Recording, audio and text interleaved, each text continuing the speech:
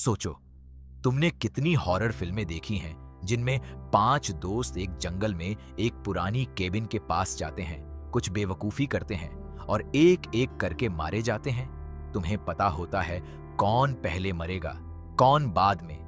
Rules पता हैं तुम्हें। लेकिन क्या होगा अगर मैं तुम्हें बताऊं कि वो सारी horror films, Freddy, Jason, Saw, Evil Dead, वो सब रियल हैं और उनके पीछे एक सीक्रेट ऑर्गेनाइजेशन है जो हर साल जानबूझकर यह सब करवाती है। और क्यों? क्योंकि अगर यह ना हो तो पूरी दुनिया खत्म हो जाएगी। यह है 2011 की Hollywood horror comedy masterpiece the cabin in the woods.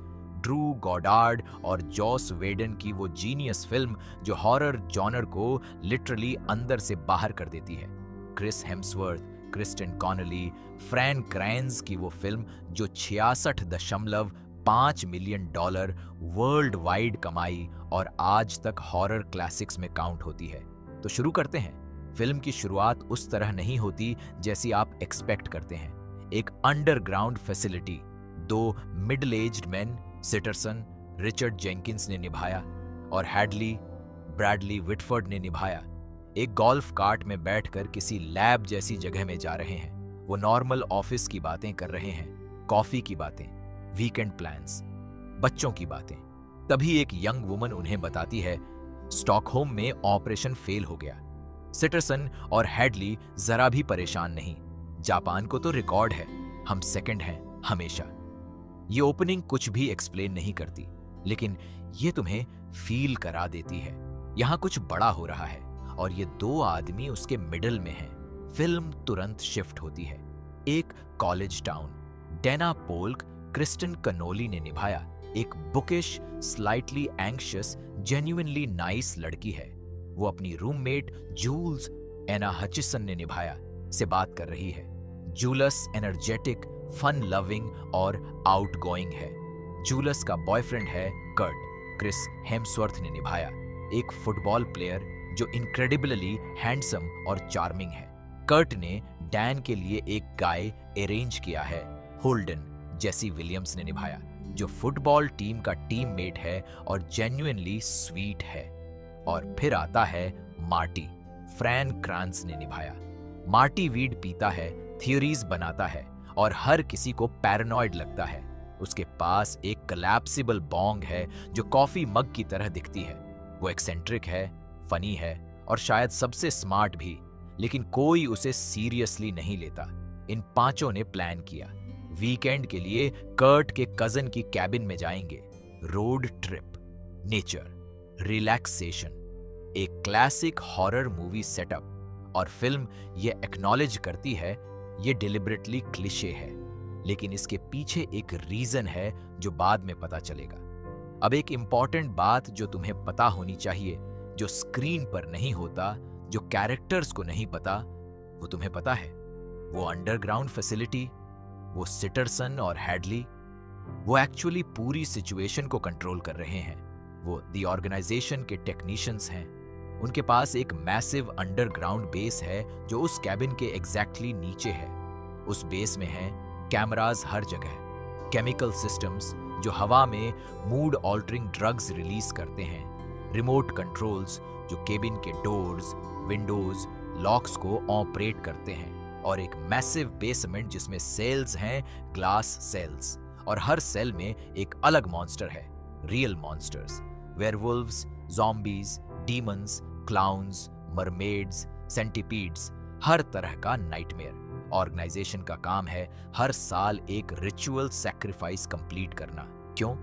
ये बाद में पता चलेगा। पहले स्टोरी आगे चलती है। रोड ट्रिप शुरू। 5 दोस्त आरवी में हैं। म्यूजिक है, लाफ्टर है, एक्साइटमेंट है। रास्ते में एक ओल्ड क्रीपी गैस स्टेशन पर रुकते हैं। वहां है मोर्डेकै, टिम डी जार्न ने निभाया, एक ग्रिजल्ड, हॉस्टाइल और डिस्टर्बिंग ओल्ड मैन।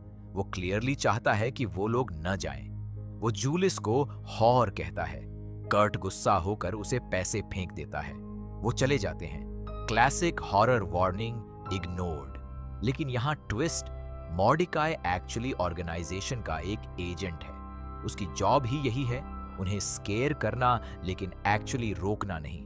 वो एक एक्टर है एक स्क्रिप्ट में। कैबिन मिलती है, beautiful, isolated, surrounded by woods, एक बड़ी लेक नियर बाय है, ओल्ड वुडन स्ट्रक्चर, एग्जैक्टली वैसी जैसी हॉरर मूवी में होती है। दोस्त सेटल करते हैं, ड्रिंक्स निकालते हैं, रिलैक्स होने लगते हैं। लेकिन अंडरग्राउंड में सिटरसन और हैडली काम पर हैं। उन्होंने केमिकल्स रिलीज किए, जूल्स और कर्ट के लिए।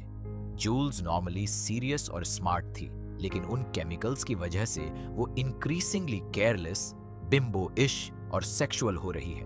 कर्ट नॉर्मली इंटेलिजेंट था, जीपीए बहुत अच्छा था, लेकिन केमिकल्स उसे जॉक में कन्वर्ट कर रहे हैं, reckless, impulsive.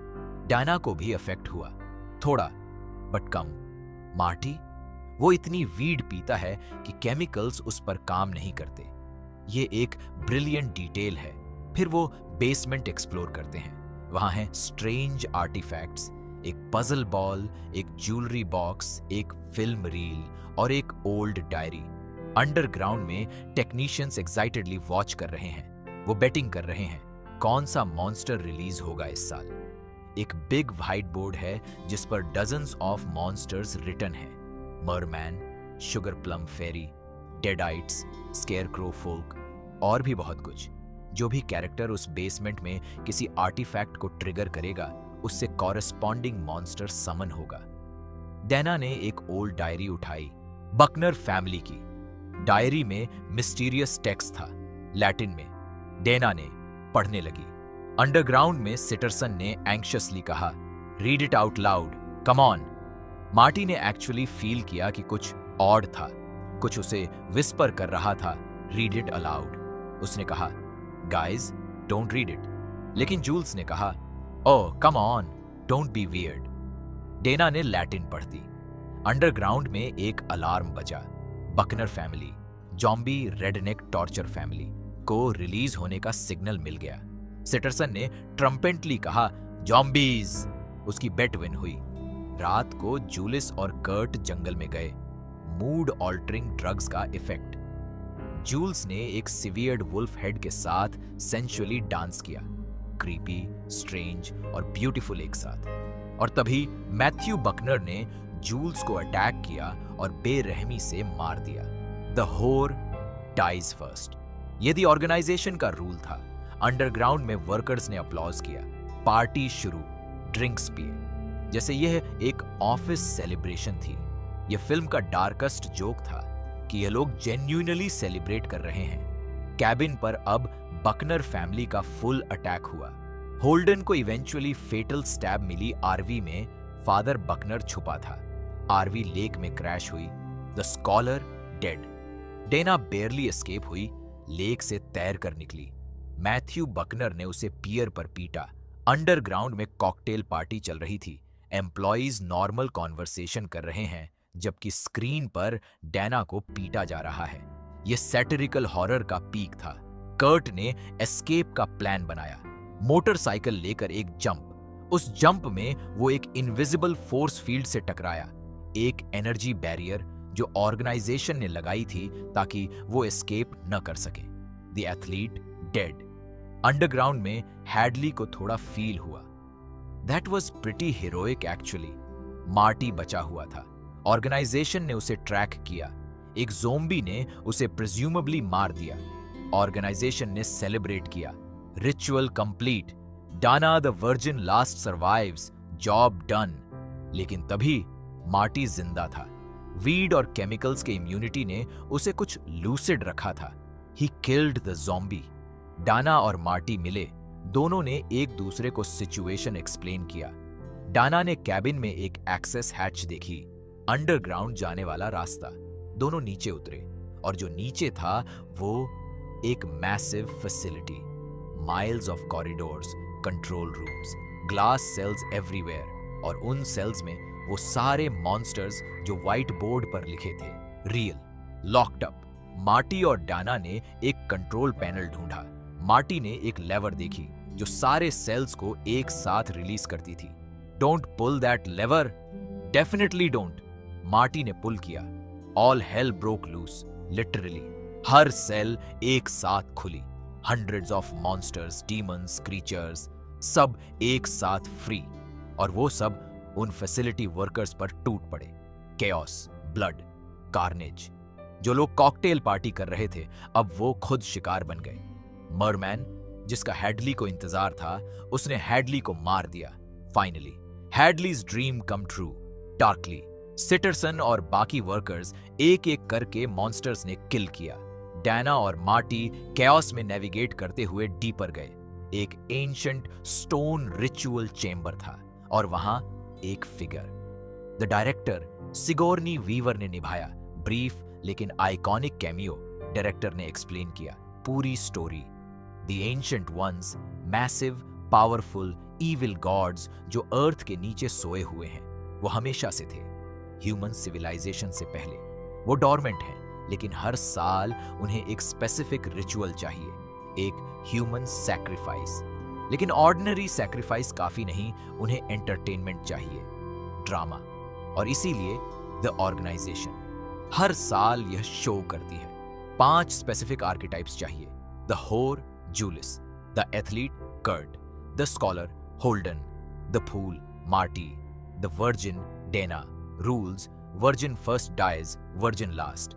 Others in any order. अगर रिचुअल कंप्लीट ना हो, एंशियंट वंस जागेंगे और दुनिया खत्म। यही वो रीजन था जिसकी वजह से यह सब सालों से हो रहा था। दुनिया भर में, जापान, स्वीडन, एवरीवेयर ऑर्गेनाइजेशंस यही करते थे। डायरेक्टर ने डेना को एक चॉइस दी, मार्टी को मारो, रिचुअल कंप्लीट करो, वर्ल्ड को बचाओ। डाना का गन उठी मार्टी की तरफ। मार्टी हर्ट हुआ मेंटली। उसने कहा, अगर दुनिया बचाने के लिए यह ब्लडथर्स्टी रिचुअल जरूरी है तो शायद दुनिया बचाने के लायक ही नहीं। डैन कॉन्फ्लिक्ट में थी और तभी एक वेयरवुल्फ ने डैन पर अटैक किया। क्योस! गन गिरी। मार्टी ने गन उठाई, वेयरवुल्फ को वूंड किया और तब वो ज़ॉम्बी गर्ल जिसका डायरी डाना ने पढ़ी थी, वो डायरेक्टर के पीछे से आई और उसने डायरेक्टर को मार दिया। मार्टी ने दोनों को रिचुअल पिट में किक किया। दोनों, डेना और मार्टी, बैठ गए, बैटर्ड, एग्जॉस्टेड, रिजाइंड। मार्टी ने एक जॉइंट निकाला। डेना ने माफी मांगी गन उठाने के लिए। मार्टी ने माफी मांगी for letting the werewolf get you and for ending the world. दोनों हंसे। ग्राउंड शेक होने लगी। क्रैक्स और मैसिव एंशिएंट इनह्यूमन हैंड्स अर्थ की सरफेस से निकले। एंशिएंट वंस जाग गए। कैबिन इन द वुड्स हिलने लगी। The world was ending. Film का लास्ट शॉट एक कॉलोसल आर्म अर्थ से बर्स्ट करती हुई। Black credits. कोई पोस्ट क्रेडिट्स सीन नहीं। No sequel possible. The world ended. यही था फिल्म का bold, uncompromising, genius ending. The cabin in the woods horror cinema का एक मेटा कमेंट्री है। यह फिल्म हर हॉरर क्लीशे को सिमल्टेनियसली यूज करती है और उसे एक्सपोज करती है। The fool who wasn't a fool, the virgin who wasn't technically a virgin, the athlete who had a perfect GPA. या इंटेंशनल सबवर्जन्स थे। वो कैरेक्टर्स जो should have been dumb actually smart थे, लेकिन केमिकल्स और manipulation ने उन्हें dumb बनाया। और यही सोसाइटी पर, मीडिया पर और ऑडियंस पर कमेंट था। जब वो फैसिलिटी वर्कर्स कॉकटेल पार्टी कर रहे थे, जबकि स्क्रीन पर किसी को पीटा जा रहा था, वो हम थे। हॉरर मूवी ऑडियंस जो पॉपकॉर्न खाते हुए स्क्रीन पर डेथ्स सेलिब्रेट करती है। फिल्म डायरेक्टर ड्रू गॉडार्ड ने कहा था, we wanted to make a love letter to horror और simultaneously a critic of it. Film की स्पेशल इफेक्ट्स में 60 से ज्यादा यूनिक क्रीचर डिजाइन्स थे। ग्लास क्यूब मॉन्स्टर सीन में क्रिस हेम्सवर्थ इससे पहले थॉर फिल्म कर चुके थे, लेकिन डिस्ट्रीब्यूशन इश्यूज की वजह से कैबिन 3 साल बाद रिलीज हुई। फ्रैन क्रांस का कोलैप्सिबल बॉन्ग एक्चुअली फंक्शनल था। जो मॉन्स्टर्स व्हाइट बोर्ड पर थे वो सब एग्जिस्टिंग हॉरर फ्रेंचाइजेस के रेफरेंसेस थे। Cenobite, Hellraiser, Deadites, Evil Dead, killer clown, IT, Left 4 Dead से टैंक और बूमर भी थे। ये एक लव लेटर था हॉरर जॉनर को, इसके सारे ट्रोप्स, क्लीशेज और ब्रिलियंस के साथ। The cabin in the woods 2011 में बनी, आज भी फ्रेश लगती है। क्योंकि यह एक फिल्म नहीं है, यह एक क्वेश्चन है। हम हॉरर क्यों देखते हैं? क्या हम सीक्रेटली वो सफरिंग एंजॉय करते हैं जो स्क्रीन पर होती है? और अगर वो सफरिंग रियल हो तो क्या हम फिर भी एंजॉय करेंगे? मार्टी के आखिरी वर्ड्स याद रहेंगे, may be Mankind isn't worth saving. अगर यह कहानी आपको अच्छी लगी हो तो वीडियो को लाइक करें, चैनल को सब्सक्राइब करें और बेल आइकॉन जरूर दबाएं ताकि अगली मूवी की कहानी भी आप तक सबसे पहले पहुंचे।